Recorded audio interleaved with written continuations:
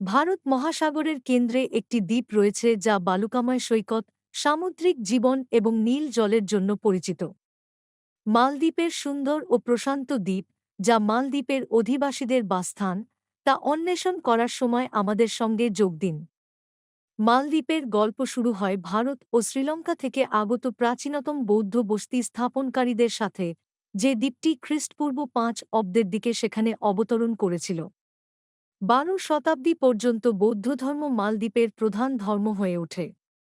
এটিও লক্ষ্য করা উচিত যে মালদ্বীপের ইতিহাস ভারতীয় উপমহাদেশ এবং শ্রীলঙ্কার ইতিহাসের সঙ্গে ব্যাপকভাবে যুক্ত। ভারত মহাসাগরে আরব ব্যবসায়ীদের উপস্থিতি এই অঞ্চলে ইসলাম ছড়িয়ে দিতে সহায়তা করেছিল। ভারতীয় উপমহাদেশের সাথে সংযুক্ত হওয়া সত্ত্বেও মালদ্বীপ মূল ভূখণ্ডের দ্বারা প্রভাবিত না হওয়ার জন্য যথেষ্ট ছিল এবং এর নিজস্ব গতিপথ ছিল। 1153 খ্রিস্টাব্দে বৌদ্ধ রাজা দোভেমি ইসলাম ধর্ম গ্রহণ করেন, যা মালদ্বীপ জুড়ে নতুন ধর্মের বিস্তারকে আরও বাড়িয়ে তোলে। সবচেয়ে বিখ্যাত মুসলিম অভিযাত্রীদের মধ্যে একজন, উত্তর আফ্রিকার ইবনে বতুতা, এমনকি 1340 এর দশকে সেখানে বসবাস করতেন। ষোড়শ শতাব্দীর মধ্যে ইউরোপীয় নাবিকরা বাণিজ্য ও নতুন সুযোগের সন্ধানে সাধারণভাবে এশিয়ার দিকে যাত্রা শুরু করে। এই ধরনের একটি গোষ্ঠী, পর্তুগিজরা 1558 থেকে 1573 সাল পর্যন্ত জোর করে মালদ্বীপকে নিজেদের জন্য দাবি করতে সক্ষম হয়েছিল।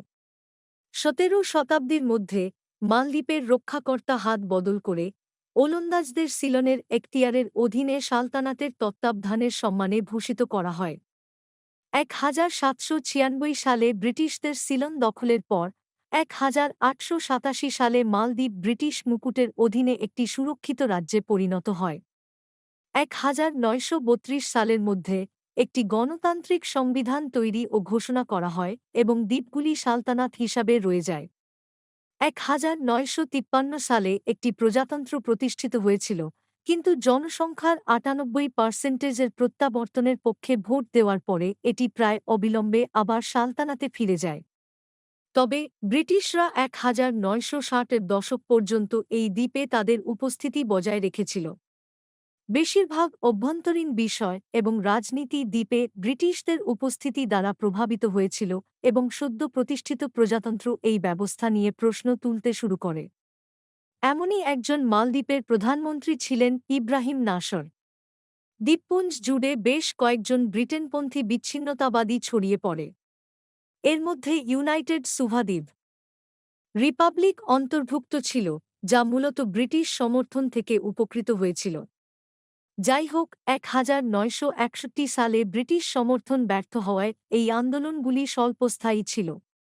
1965 সালের মধ্যে মালদ্বীপ ব্রিটিশদের কাছ থেকে পূর্ণ স্বাধীনতা লাভ করে। 1968 সালে একটি নতুন প্রজাতন্ত্রের উদ্বোধন করা হয় এবং যে কোনো উপায়ে সালতানাত বিলুপ্ত করা হয়। ব্রিটিশ সামরিক উপস্থিতির শেষটি 1976 সালের 29শে মার্চ মালদ্বীপের স্বাধীনতা দিবস উপলক্ষে ছেড়ে যায়। ব্রিটেনের প্রভাব থেকে মুক্ত হওয়া সত্ত্বেও মালদ্বীপ 1982 সালে কমনওয়েলথ অফ নেশনসের অংশ হয়ে ওঠে, যার মধ্যে যুক্তরাজ্য সদস্য। মালদ্বীপের বর্তমান পরিস্থিতি আধুনিকীকরণ ও গণতান্ত্রিকীকরণের, এর অভ্যন্তরীণ ন্যায়বিচার এবং রাজনৈতিক ব্যবস্থার অপ্রতুলতা পরিবর্তনের প্রয়োজনীয়তা তৈরি করেছিল। এই আধুনিকীকরণের শীর্ষস্থানীয় ব্যক্তিত্ব হলেন মোমৌন আব্দুল গাইয়ুম। 2008 সালে একটি নতুন সংবিধান প্রতিষ্ঠিত হয় যা দেশে বৃহত্তর নিয়ন্ত্রণ ও ভারসাম্যের অনুমতি দেয়, মহিলাদের রাষ্ট্রপতি পদে প্রার্থী হওয়ার অনুমতি দেয় এবং সরকারের বিচার বিভাগ ও আইন প্রণয়নকারী শাখাগুলিকে ক্ষমতায়িত করে। 2004 সালের ইন্দোনেশিয়ান সুনামির সময় মালদ্বীপও সবচেয়ে বেশি ক্ষতিগ্রস্ত হয়েছিল, যা দেশে জলবায়ু পরিবর্তন সম্পর্কিত নতুন পদক্ষেপের জন্য প্ররোচিত করেছিল। বর্তমানে মালদ্বীপের জিডিপি $6 বিলিয়ন, যা 2010 এর দশকে উচ্চ-মধ্যম আয়ের দেশের স্তরে পৌঁছেছে। মালদ্বীপের কৃষির মূল ভিত্তি হল ফল ও শাকসবজি, বাদাম, অন্যান্য মাংস, টমেটো, কলা, ভুট্টা, ডাল, নারকেল এবং পেঁপে।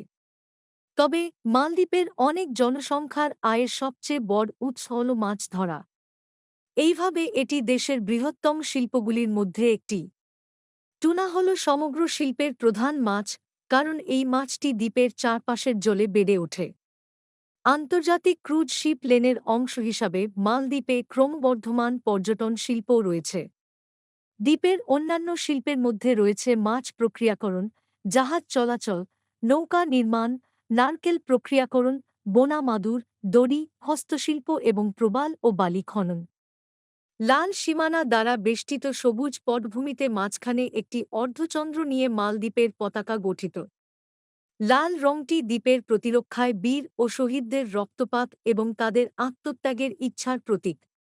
সবুজ রং শান্তি ও সমৃদ্ধির প্রতীক এবং সাদা অর্ধচন্দ্র দ্বীপ এবং এর কর্তৃত্বের উপর ইসলামী প্রভাবকে নির্দেশ করে। মালদ্বীপ দুটি প্রবাল প্রাচীরের উপর অবস্থিত। এটি প্রায় 1.0টি প্রবাল দ্বীপ নিয়ে গঠিত, যার মধ্যে কিছুতে জনবসতি রয়েছে, কিছুতে নেই। এর মোট জমির পরিমাণ 300 বর্গ কিলোমিটার বা 116 বর্গ মাইল। দ্বীপপুঞ্জের রাজধানী হল মালে। বেশিরভাগ দ্বীপগুলি প্রবাল এবং সাদা বালুকাময় সৈকত নিয়ে গঠিত এবং বড় দ্বীপগুলিতে ক্রান্তীয় বন রয়েছে। দ্বীপগুলি সাধারণত সমতল, যার অর্থ তারা বন্যার প্রবণ। দ্বীপের তাপমাত্রা সাধারণত গ্রীষ্মমণ্ডলীয়, গরম এবং আর্দ্র। দ্বীপে মাত্র 2টি ঋতু রয়েছে, আর্দ্র এবং শুষ্ক। দ্বীপের গড় সর্বোচ্চ তাপমাত্রা 32 ডিগ্রি সেলসিয়াস বা 90 ডিগ্রি ফারেনহাইট এবং গড় সর্বনিম্ন তাপমাত্রা 25 ডিগ্রি সেলসিয়াস বা 77 ডিগ্রি ফারেনহাইট। মালদ্বীপে বৈচিত্র্যময় বাস্তুতন্ত্র, বিশেষ করে জলজ প্রাণী রয়েছে। প্রবাল দ্বীপপুঞ্জের আশেপাশের জলে তিনি হাঙ্গর, কচ্ছপ, হাঙ্গর এবং 2.0 প্রজাতির মাছ বাস করে। দ্বীপগুলির পাশে প্রাচ্য উদ্যানের গিরগিটি এবং ভারতীয় নেকড়ে সাপের মতো সরীসৃপ সহ প্রচুর প্রাণী রয়েছে। হাজার হাজার দ্বীপ নিয়ে গঠিত একটি জাতি হওয়ায় এটা জেনে অবাক হওয়ার কিছু নেই যে ম্যানগ্রোভ বনগুলিও অনেক ছোট ছোট দ্বীপে ছড়িয়ে রয়েছে। যদিও একটি ছোট দ্বীপ দেশ, মালদ্বীপ প্রায় 390 জনসংখ্যার একটি বড় জনসংখ্যা হোস্ট করে, বেশিরভাগ পুরুষদের মধ্যে বসবাস করে, যার অর্থ জনসংখ্যার 42% নগরায়িত। যারা মালদ্বীপে জন্মগ্রহণ করেন বা সেখানে বসবাস করেন তাদের মালদ্বীপীয় বলা হয়।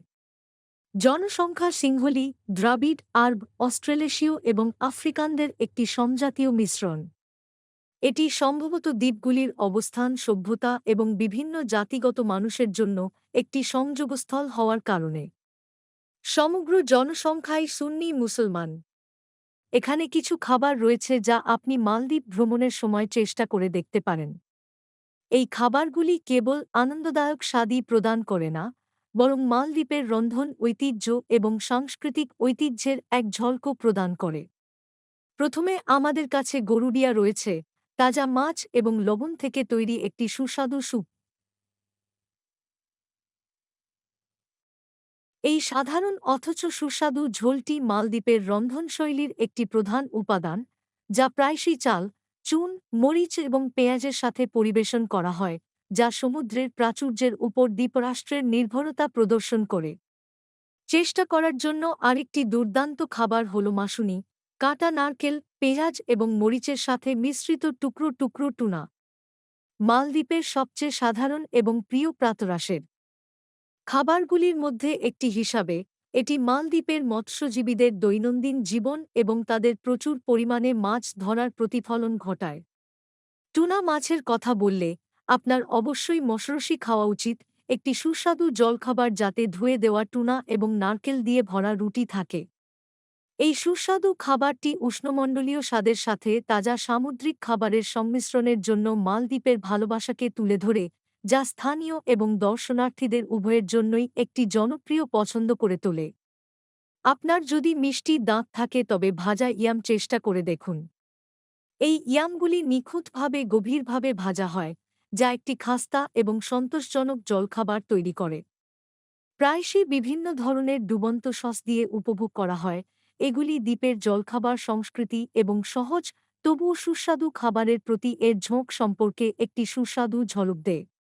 এখন মালদ্বীপের প্রভাবশালী ব্যক্তিদের কথা বলা যাক। আপনি যদি তাদের মধ্যে কয়েকটির সাথে পরিচিত হন তবে আমাকে জানান।